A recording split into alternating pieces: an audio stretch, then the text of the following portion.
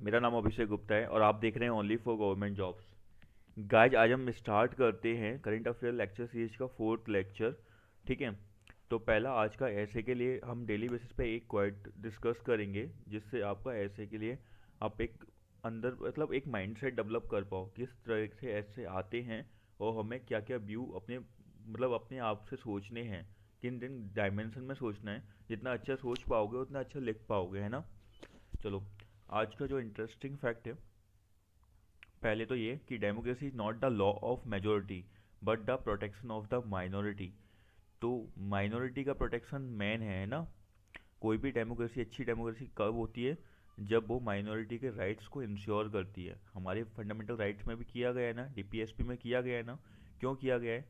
क्योंकि man democracy का crux ही यही है।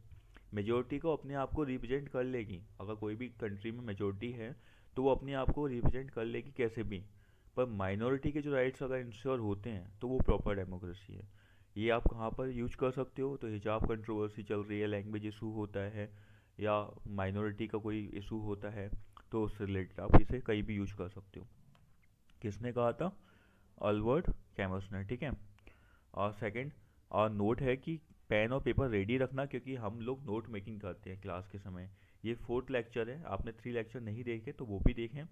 बहुत इंपॉर्टेंट जो फैक्ट है, वन लाइनर फैक्ट हम डिस्कस कर रहे हैं, जिससे क्या होगा, हमारे शॉर्ट नोट बना रहे हैं। जैसे लास्ट टाइम हम नहीं बना पाते, आलस होता है ना, प्रोकास्टिनेशन, वो हम हमेशा शो करते हैं और हमेशा फेल होते हैं। तो वो आलस छोड़ना है हमको, हमारे साथ नोट मेकिंग करनी है। ठीक है। तो पेन और पेपर रेडी रखना और नोट मेकिंग स्टार्ट करना। और थर्ड आपका, you don't have to see the whole staircase, just take the first step. इसका मतलब क्या है? हम क्या करते हैं कि आज हम पढ़ रहे हैं तो हमें लगता है रिजल्ट नहीं आ रहा, पेपर आ रहे हैं, पेपर हो रहे हैं, रिजल्ट नहीं आ रहा, इतने साल हो गए हम यूपीएससी में नहीं क्वालिफाई हो पा रहे हैं, तो हम रिजल्ट का वेट करते हैं। पर आप एक चीज़ देखो, आपने प्रोसेस कंप्लीट की क्या? क्या प्रोसेस थी? आपने अपना पूरा सिलेबस कंप्लीट किया, आपने एमसीक्यू प्रैक्टिस किए, आपने आंसर राइटिंग स्टार्ट की, आपने अपना ऑप्शनल तैयार करा? नहीं। अगर हमारी प्रोसेस कंप्लीट नहीं है तो हम रिजल्ट का क्यों इंतज़ार कर रहे हैं? रिजल्ट नहीं देखना हमको। कर्म करो फल की चिंता मत करो, बोलते हैं ना। तो वही है, हमको सीढ़ियाँ देखनी है, सीढ़ियाँ कहाँ तक पहुँच रही है लास्ट में।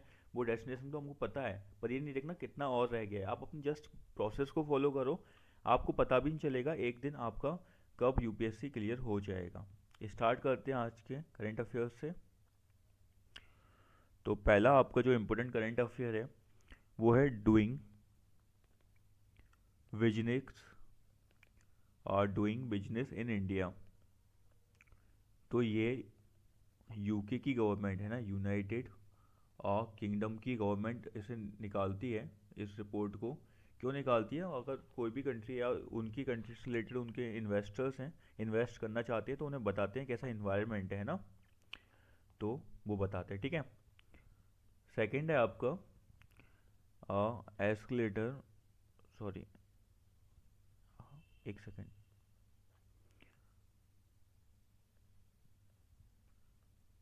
सेकंड है आपका escalator for electronics technologies,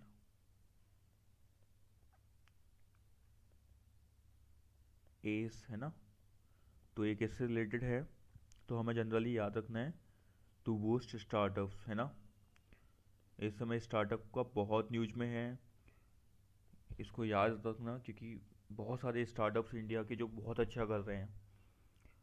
third आपका सीडैक। सीडैक की पूरी स्टोरी बताएं, क्यों बना था, क्या हुआ था। जैसे PL 480 अनाज था ना, अनाज का वो बैच पूरा आता था, वेसल सिप आता था, तो उन्होंने मना कर दिया था यूएसए ने। ऐसी कुछ सीडैक की स्टोरी है। पता हो तो कमेंट में बताना, नहीं तो नेक्स्ट वीडियो में मैं खुद बता दूंगा।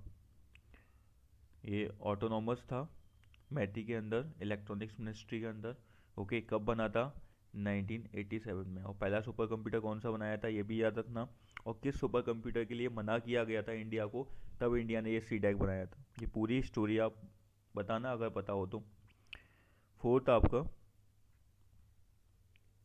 Am serious innovation programme. तो एम तो पता होगा, अटल इनोवेशन मिशन, ठीक है। अब ये सीरियस क्या भला है, पता है? और कौन सी कंट्री से है? क्या नीति आयोग को ये दोनों? तो याद रखना, एम आपका नीति आयोग हो गया, और सीरियस आपका एक रसिया की वेंचर है, कंपनी है, ठीक है।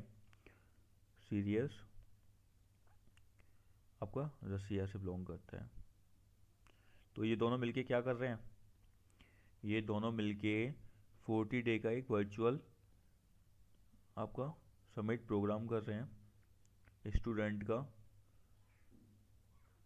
तो इसमें इंटरेक्ट करेंगे, ठीक है। बेटर टेक्नोलॉजी वगैरह शेयर करेंगे, स्टूडेंट का आपस में सीख पाए, एक अच्छा कल्चर डेवलप हो, तो वो सब। And Indian and Russian school children, school children, ठीक है। फिफ्थ वन आपका एम हो गया, ठीक है। फिफ्थ वन आप लिख लीजिए, टीम हेलो इनिशिएटिव, ओके। एक second. Fifth, team hello initiative. तो ये किसका इनिशिएटिव है, कुछ आइडिया है? वैसे तो आपने करंट अफेयर में पढ़ा होगा। तो ये यूएन का इनिशिएटिव था। किसका? यूएन का। और किस चीज़ से रिलेटेड था ये? कोविड 19 वैक्सीन के रिलेटेड जो मिथ चल रहे थे कि वैक्सीन मत लगवाओ, या फिर कोई रिसर्चर ने ये भी बोला था कि जो वैक्सीन लगवाएगा वो थोड़े टाइम बाद उसकी डेथ हो जाएगी या फिर और बीमारियां हो जाएंगी, कोविड होने का खतरा है। तो उन मिथ को ख़त्म करने के लिए ये इनिशिएटिव चलाया गया था, मिथ एंड मिस इन्फॉर्मेशन। तो याद रखना। सिक्स्थ आपका न्यूज़ एफर्ट, ये भी बहुत न्यूज में था, पढ़ा है? हमें ना वन लाइनर में नोट्स बनाने हैं, जिससे हम ज़्यादा से ज़्यादा नोट्स को मल्टीपल टाइम रिवाइज कर पाएँ, ठीक है। हमको इसमें मास्टरी नहीं करनी है, क्योंकि ये मेंस के टॉपिक नहीं है। तो न्यूज़ एफर्ट था रीयूजेबल सब ऑर्बिटल, रीयूजेबल है, ठीक है। अब रीयूजेबल इसलिए यूज किए जाते हैं, कॉस्ट इफेक्टिव होते हैं और डेवरेज भी नहीं रहता है इससे। सब ऑर्बिटल रॉकेट सिस्टम, तो एक किसका है? यूएस की एक कंपनी है, विलू ओरिजिन, प्राइवेट कंपनी है, तो उसका है न्यूज़ एफर्ट। तो इससे एक चीज़ याद रखना, प्राइवेट कंपनियां अब स्पेस में बहुत ज़्यादा मतलब अपने आप को रिप्रेजेंट कर रही हैं, है ना, स्पेस में नई नई टेक्नोलॉजी लेके आ रही हैं। तो इंडिया कैसे अपनी प्राइवेट कंपनियों को प्रमोट कर रहा है, क्या इंडिया ने किया है? और इंडिया ने अभी तक, कल न्यूज़ में आया था ना, कि अपना स्पेस का स्ट्रेटेजिक रिसर्च पेपर डेवलप नहीं किया है अभी तक, मतलब उसे निकाला नहीं है स्पेस का स्ट्रेटेजिक पेपर। तो इंडिया को वो निकालना चाहिए, बाकी कंट्रियों ने निकाल दिया है, तो वो सब न्यूज में है, तो आप देखते रहना। नेक्स्ट हम डिस्कस करते हैं सेवेंथ नंबर का, आपका सैन इसिड्रो मूवमेंट। ये मूवमेंट पढ़ी है आपने? सैन इसिड्रो मूवमेंट किस कंट्री की है, पहले तो ये जान लो। क्यूबा, ठीक है। तो क्यूबा कहाँ पे है ये पता है? जस्ट सेंट्रल अमेरिका के नीचे है ना। तो एक कौन मूवमेंट कर रहा है, किसके द्वारा हो रही है? By artist and activist demanding,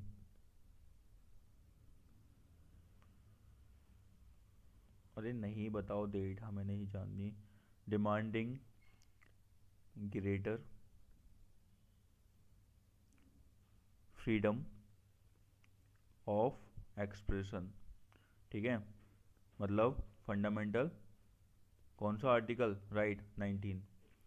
तो इनका 19 वायलेट हो रहा है क्यूबा में, तो उसके लिए सैनेट्रो मूवमेंट चलाई गई थी। अच्छा, ये भी याद रखना कि क्यूबा आपका south of Tropic of Cancer के नीचे आता है, साउथ में आता है, ठीक है। थोड़ा सा मैप देखना तो पता चलेगा, पर अगर जनरली हम सोचेंगे तो हमें लगेगा ट्रॉपिक ऑफ कैंसर के ऊपर आता है, तो ये भी याद रखना, ठीक है। नेक्स्ट स्टार्ट करते हैं 8 1। और अभी एक मोदी को, मतलब नरेंद्र मोदी को एक अवार्ड मिला था, लीजन ऑफ मेरिट अवार्ड। तो किस कंट्री का था? बताओ बताओ जल्दी। यूएस का। ठीक है। किसको मिला था अभी रिसेंटली? मोदी जी को। तो ये याद रखना। 8 ऑफ का ई संपदा, किसी को पता है इसके बारे में?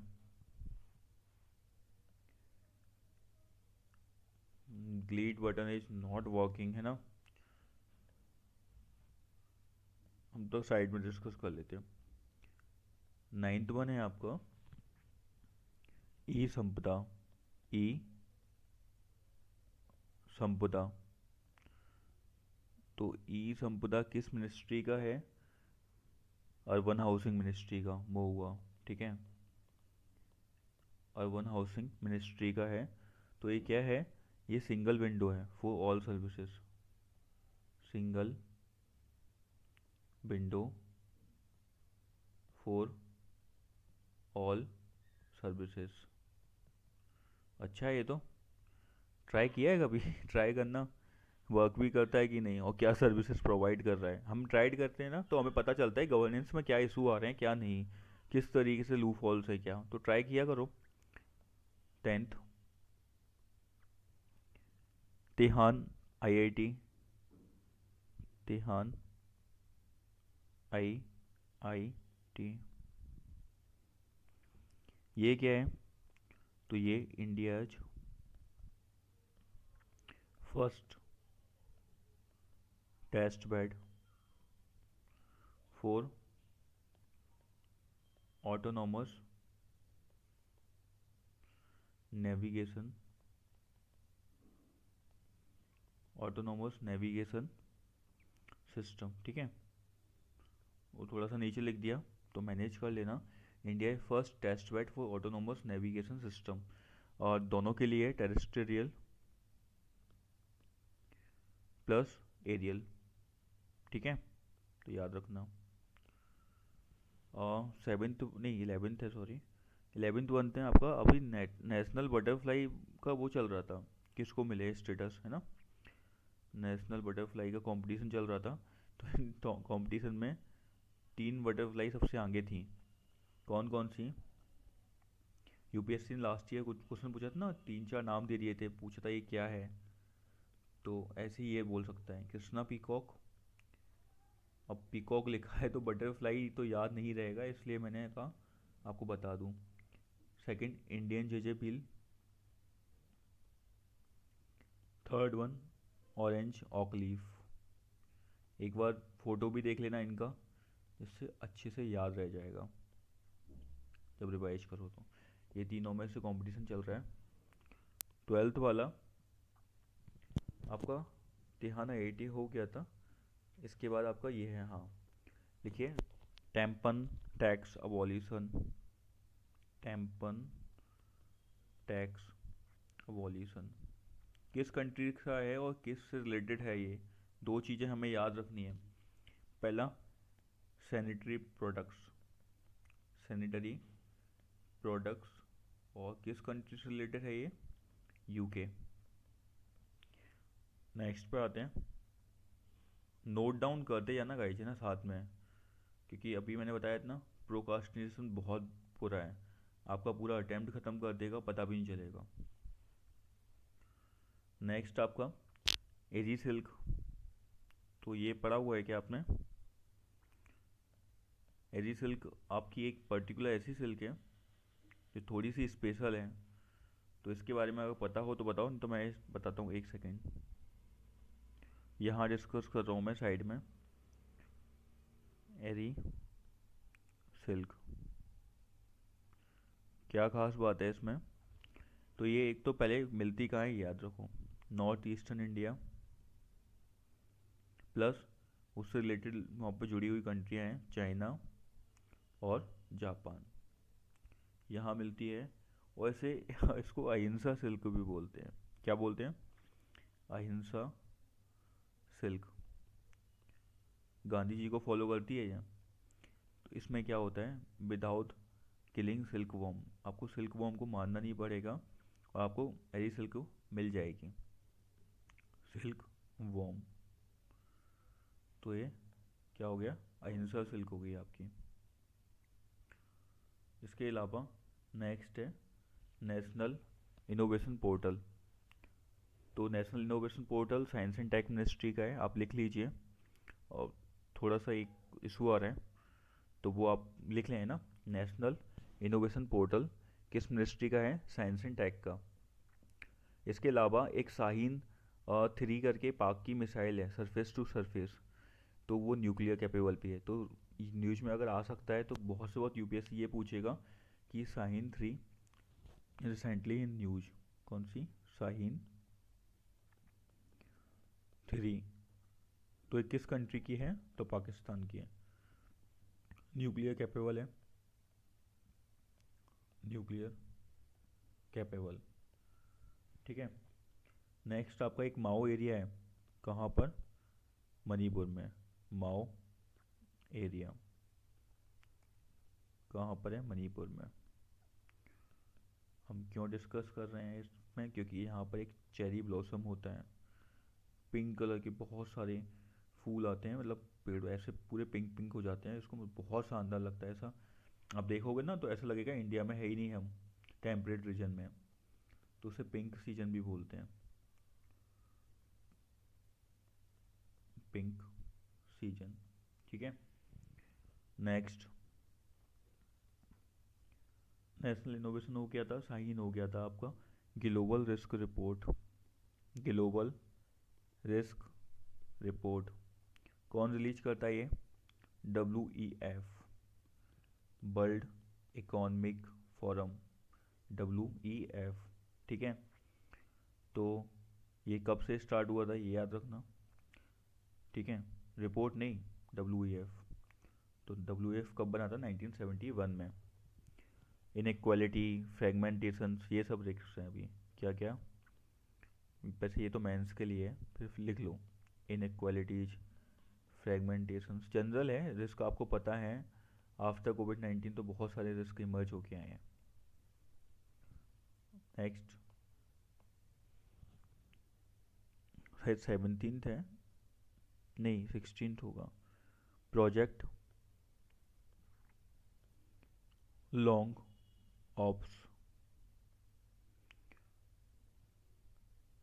ठीक है, तो किस कंट्री का है, क्यों है, तो technologies to dismantle old nuclear facilities, क्या डिसमेंटल करना है, ओल्ड न्यूक्लियर फैसिलिटीज। ठीक है, किस किस कंट्री की ये प्रोजेक्ट चल रहा है, UK, United kingdom plus Japan. ठीक है। तो इसमें क्या इंसानों को यूज करेंगे, डिसमेंटल कर रहे हैं तो ऑब्वियसली रोबोट को यूज करेंगे।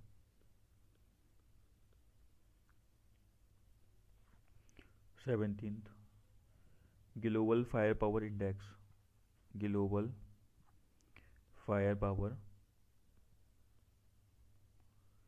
इंडेक्स, ये फायर पावर क्या दिखाता है, ये मिलिट्री पावर को शो कर रहा है, मिलिट्री पावर किसकी ज़्यादा है।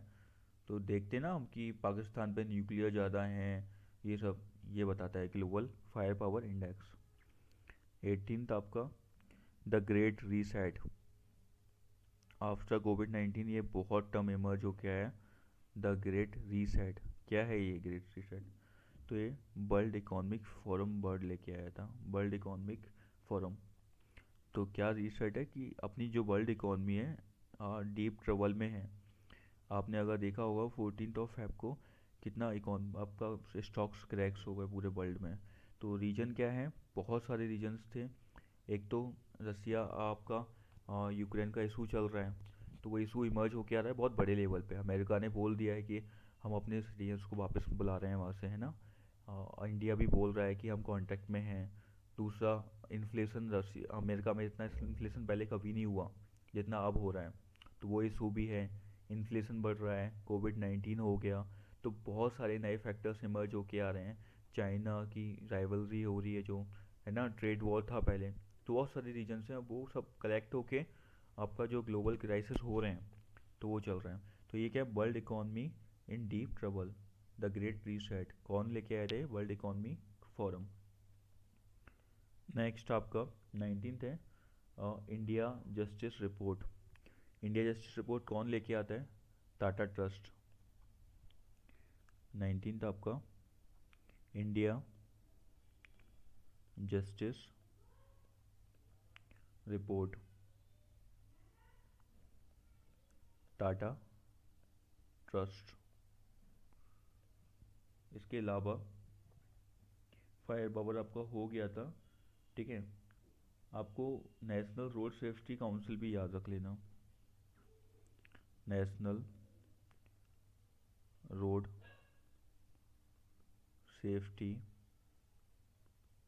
धीरे धीरे हमारे सारे करंट अफेयर्स हो जाएंगे, मोस्टली इम्पोर्टेंट है ना, जो यूपीएससी पूछ सकता है, और जो हमने याद मतलब हम याद नहीं रख पाते ना जो फैक्ट, वो हम डिस्कस कर लेंगे। बस आप रेगुलरिटी बनाए रखना, डेली बेसिस पे वीडियो देखना, आपको डेली बेसिस पे मिल जाएंगे और आपको पता भी नहीं चलेगा कितने सारे फैक्ट कलेक्ट हो गए।